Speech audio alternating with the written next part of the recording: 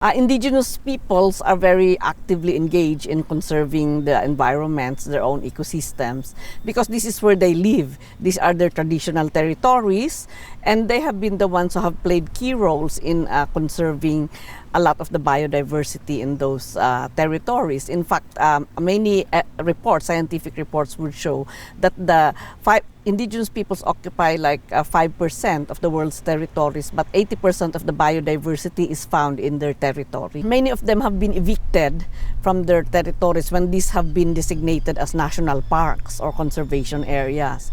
There is this belief that for this area to be conserved, the people should be removed from these areas, but in reality, the better preserved areas are the areas where the indigenous peoples are. So these kinds of displacements are violations of their rights to their lands, territories, and resources. Secondly, the livelihoods that they depend on, like they are hunters and gatherers. Many of them are pastoralists. A lot of them are agricultural.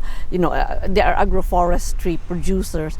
And these kinds of livelihoods are deprived. They are deprived of this livelihood, so it leads towards even more poverty and misery, because many indigenous peoples, like for instance in some parts of Africa, they are now, the pygmies are along the highways in the fringes of the national parks, and they can hardly fend for themselves. That in the name of conservation, indigenous peoples are removed from their lands, and this is justified under the rules of protected areas set up by governments. But actually, what I'm trying to stress in my report is that these people have the inherent rights to these lands and territories, and even if these are designated as protected areas, they should be able to have a system where they co-manage the protected areas jointly with the government.